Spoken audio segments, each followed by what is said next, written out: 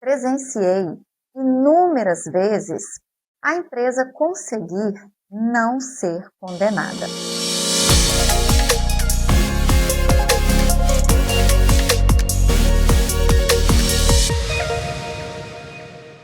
As doenças ocupacionais geram enorme condenação, enormes valores de condenação nos processos judiciais. E eu, com a minha vivência de 20 anos de advogada, presenciei inúmeras vezes a empresa conseguir não ser condenada. Quando um empregado adquire doença ocupacional no ambiente de trabalho, essa doença não é necessariamente mental.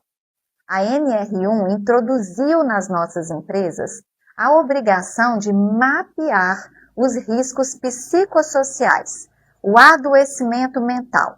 Só que muito antes dessa atualização da NR1, os juízes trabalhistas já lidavam com empregados que iam até ali com os seus contratos de trabalho encerrados, demitidos, ou com seus contratos de trabalho ativos em andamento, mas com afastamento previdenciário, querendo que a empresa lhes pagasse grandes indenizações sob o pretexto da doença ocupacional.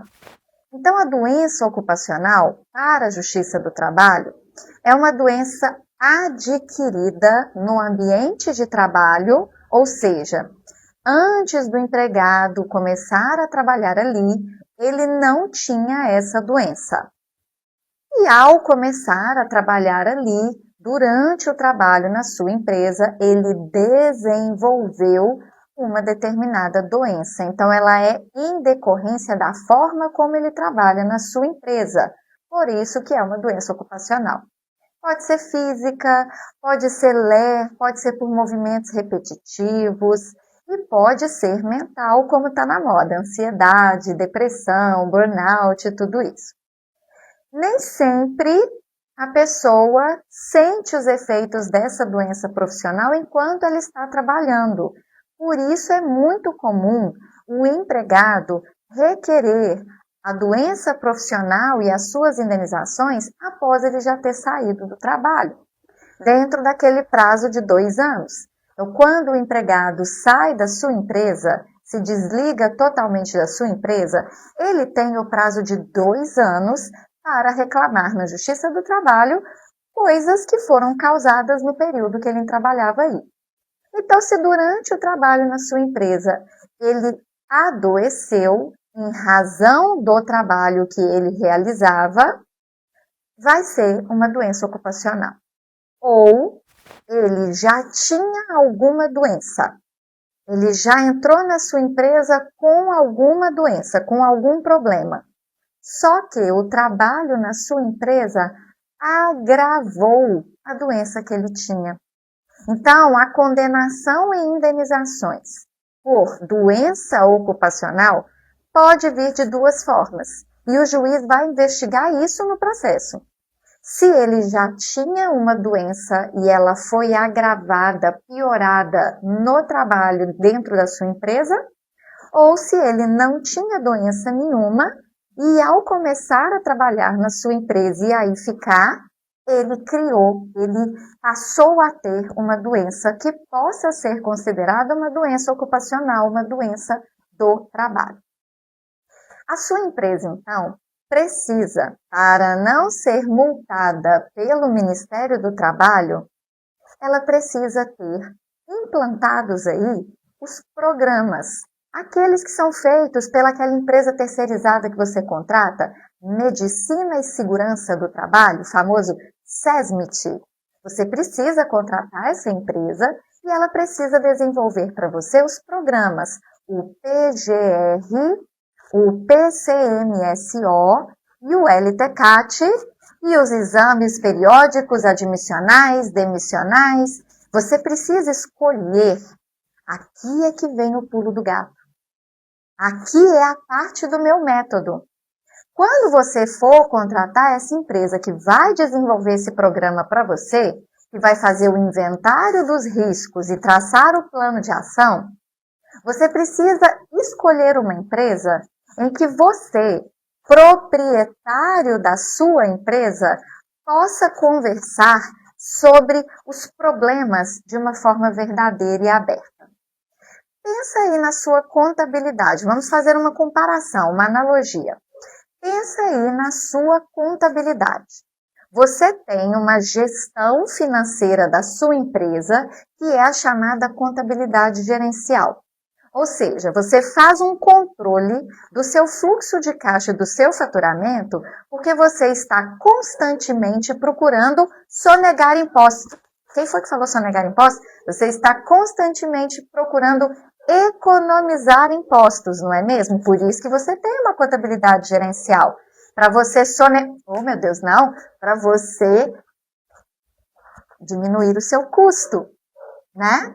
Omitir receita? Não. Aqui a gente não confessa esse tipo de coisa.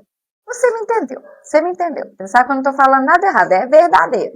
Então, quando você pensa no seu fluxo de caixa, você tem uma contabilidade gerencial para ser a verdade das suas entradas e saídas e daquilo que você economiza de impostos, né? E você tem a contabilidade real, que é aquela que gera suas guias de impostos e que você declara para o fisco. Eu sei que você tem, sabe por que eu sei? Porque eu sou contadora. Eu sou contadora e sou advogada. Eu tenho 20 anos de carreira, não nasci ontem. Eu sei que você faz isso na parte contábil.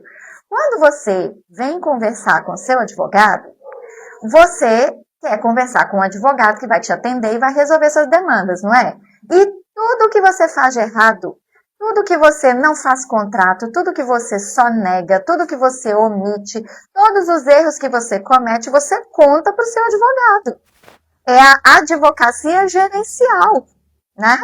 E isso você não escreve dentro do processo, porque você não é obrigado a confessar nada. Você não é obrigado a produzir provas contra você mesmo. Então, por que você também não faz isso no seu PGR? Você está contratando muito mal as empresas que estão elaborando o seu PGR, que é o Programa Geral de Riscos, e que está fazendo aí o seu inventário de riscos e o seu plano de ação. Tanto de insalubridade, periculosidade, vibração de corpo inteiro, agentes químicos e físicos, quanto também do assunto psicossocial que foi introduzido agora com a alteração da NR1. Então, você precisa ter um PGR gerencial, aquele que vai ficar só entre você, dono da sua empresa, e a empresa de segurança do trabalho que você confia. Vai ficar só entre vocês dois. Vocês vão mapear os seus riscos reais. Se tem aí na sua empresa metas abusivas, hora extra além do máximo legal permitido, se os seus empregados acumulam função, tem acúmulo, tem desvio, isso tudo deve ser mapeado, mas não deve ser escrito no PGR oficial. Então, empresário, você precisa aprender que tudo você pode ter ferramenta gerencial que fique em off, que fica entre você e o seu contador, você e o seu advogado, você e a sua empresa de medicina e segurança do trabalho. O advogado precisa saber tudo. Você pode até não passar o da medicina e segurança do trabalho para o contador, do contador para a medicina, mas tem que passar tudo para o seu advogado. O advogado tem que saber tudo para ele poder te defender, porque no fim, quem manda na sua empresa é o juiz. Na hora que ele te condenar, se você não pagar, ele vai enfiar a mão em todo o dinheiro que você tiver nas contas bancárias. Ele penhora tudo da sua empresa, penhora tudo da sua pessoa física, sócia da empresa. Então, você precisa ter um conhecimento real da sua empresa. Sabe aquele questionário de pesquisa que as empresas de medicina e segurança do trabalho estavam querendo aplicar nos seus empregados? Não rasga ele, não. Apenas não aplique nos seus empregados. Não faça isso. Você tem que pegar aquilo ali e fazer uma autoanálise. Leia aquelas perguntas e, como proprietário da sua empresa, reflita. Você está com a ergonomia correta para o seu empregado? A cadeira que ele trabalha é adequada para ele não ter problema de coluna? Ele faz pausas dentro do trabalho para ele levantar, para ele movimentar, para ele não ter problema físico? Ele acumula função ou não acumula? Ele entrega todos os serviços dentro do prazo? Se você não souber responder aquele questionário de pesquisa sozinho, por si mesmo, sem precisar consultar seus empregados, significa que você é um empresário alienígena. Você não sabe nada da sua empresa. Só que as empresas com as quais eu trabalho e as empresas para as quais eu gravo esses vídeos aqui nas minhas redes sociais são as pequenas e médias empresas. Então, os meus vídeos, eles não são para as grandes empresas. Os meus vídeos, o meu conteúdo é para você, dono da empresa, que está aí agarrado no operacional do seu negócio e que está querendo contratar mais pessoas para escalar o seu negócio, mas quando você vai contratar mais pessoas, você sente que isso aumenta o seu custo. Então, você precisa consumir todo o conteúdo que eu coloco aqui para você entender de uma vez por todas que é possível você ter pessoas sem CLT, autônomas, MEIs, PJs ou sócias de serviço e com isso reduzir os seus impostos e os seus encargos trabalhistas. Mas do jeito certo, você não perde vínculo na Justiça do Trabalho.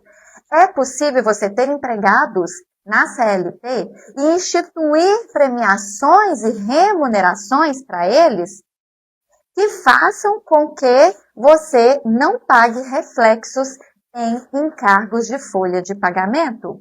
E não fique caro, não aumente os seus custos, mas aumente a satisfação deles. E é muito possível que você tenha um programa de gerenciamento de riscos para evitar o adoecimento físico e psicológico dos seus empregados, um PGR verdadeiro, um PGR cuidadoso, um PGR em que você considera se ele pode escorregar e quebrar uma perna, se ele pode cair da escada, se você cobra muito produtividade dele a ponto dele poder adoecer mentalmente. Se, por exemplo, você tem aí na sua empresa banhista que pode ser mordido pelos cachorros, hoje cedo, hoje é dia 22, hoje é quarta-feira. Hoje eu fiz uma audiência de manhã de uma banhista que estava dando banho no cachorro, a focinheira dele se soltou e ele mordeu o lábio superior dela, da boca dela. Ok, a empresa deu todos os socorros, tomou antirrábica, foi pro posto, aquela coisa toda, tá?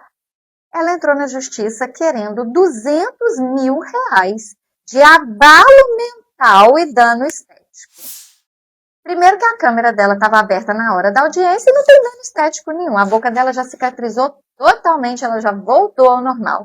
E uma pessoa que tem a cara cheia de piercing, que ela tem piercing aqui, ela tem piercing aqui, ela tem piercing aqui, ainda que tivesse uma cicatriz não ia ser tão relevante, né? Já está acostumada a ter o rosto todo furado. Mas não tem cicatriz. E além disso, qual é o abalo mental? Ela já está até trabalhando em outro lugar. Ela já está até empregada em outra empresa. Ela não teve nenhum afastamento no INSS. Mas isso o juiz vê? Ele só vai ver se você, empresa, souber mostrar. Isso que eu estou falando é o que eu consegui mostrar dentro do processo. Então, na perícia médica, porque vai ter uma perícia médica, o perito médico vai ter que usar todos os elementos que estão dentro do processo. E ele vai usar o seu PGR? Não. Ele vai usar o quê? Ele vai usar todo o trabalho de medicina que foi trabalhado em cima disso, porque ela está alegando acidente, e ela está alegando machucado, e ela está alegando danos psicológicos. Então, cadê todos os atestados médicos? Cadê o histórico dessa pessoa na empresa? Essa minha cliente tem. Porque ela usa o meu robô GPT, o NR Risk, que é especialista em todas as normas regulamentadoras do Ministério do Trabalho, inclusive a NR1. Então, quando ela contrata uma empresa de segurança do trabalho, ela passa toda a triagem pelo meu robô e a gente não deixa escapar nada. E no dia a dia da empresa são produzidas provas documentais que o juiz vai aceitar no processo. Para de perder tempo fazendo um monte de coisa que um monte de consultor te falou e que não tem vivência nenhuma de judicial. Para que você está gastando fortunas e mais fortunas num monte de consultoria que na hora do processo não vai servir para nada? Pelo contrário, dependendo do que essa consultoria fizer aí, vai te prejudicar. Quer ver? Te dou outro exemplo. Te ensino tudo o que você quiser com exemplos. Você tem uma equipe de prestadores de serviços sem CLT atuando em vendas. Você contrata consultores para poder aumentar suas vendas. O que eles fazem? Treina a sua equipe, faz dinâmica com a sua equipe, faz café da manhã com a sua equipe. Só que você pode fazer isso com um prestador de serviços sem CLT? Não, não pode. O CLT você convoca. O prestador de serviços sem CLT você convida. Então, quando você gasta uma fortuna com consultores para aumentar as vendas da sua empresa, ele joga todo mundo no bolo, ele chama todo mundo de colaborador. Ele não separa quem é empregado de quem é prestador de serviço, só que eu separo. Então, quando lá na minha mentoria eu te ensino a aplicar essas técnicas que vocês trazem, porque vocês trazem esse conhecimento, eu falo, calma, vamos adaptar. O que pode ser para o prestador de serviço e o que pode ser para o empregado CLT. Então, eu quero te mostrar tudo isso que eu te falei. Agora você entendeu a doença ocupacional, quando o empregado já estava doente, o seu ambiente agrava. Quando o empregado não estava doente e o seu ambiente causa, você precisa agora aprender a produzir esse PGR operacional que eu te falei aqui. Então, eu quero que você clique no link que está aqui embaixo. Se você estiver assistindo essa live gravada, vai estar na descrição aqui do vídeo. Clica no link.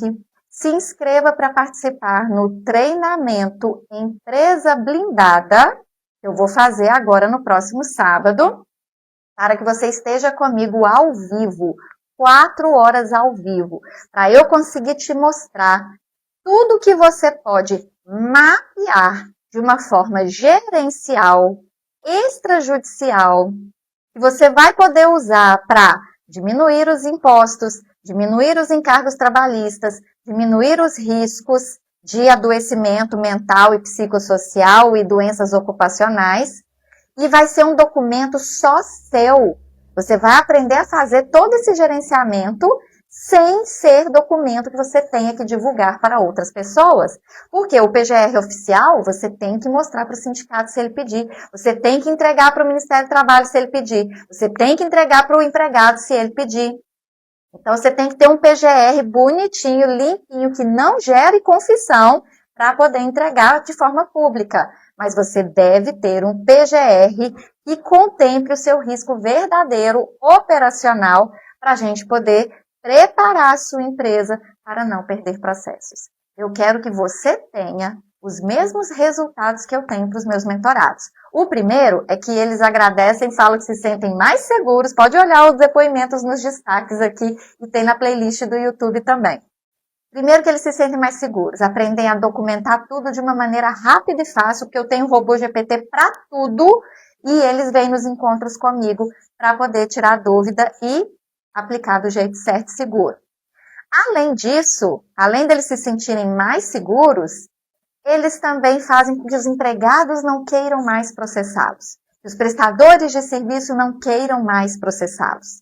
Então, você corta na raiz a vontade das pessoas te processar, porque tudo está organizado, documentado, claro. Você para de fazer achismos e você passa a ter uma linguagem, um comportamento e uma comunicação no seu dia a dia com seus prestadores de serviço e com seus empregados, que não gera neles a vontade de te processar. E por fim, se você for processado, você vai conseguir ter o mesmo resultado das audiências que eu mostro lá na mentoria. Inclusive agora, hoje, dia 22 de julho, quarta-feira à noite, 19h30, eu vou abrir uma aula e eu começo mostrando audiências reais que eu fiz e que nós ganhamos para a empresa. Aí o empresário assiste a audiência para saber o que o juiz realmente quer saber, para não dar acúmulo de função, para não dar desvio de função, para não dar insalubridade, para não dar reconhecimento de vínculo de emprego. Você gostaria de ter também toda essa segurança na sua empresa? Então, clica aqui no link que está na descrição do vídeo e se inscreva no próximo treinamento ao vivo para eu te ajudar a consertar tudo isso dentro da sua empresa antes que o processo chegue. Até a próxima aula, hein? Tchau, tchau!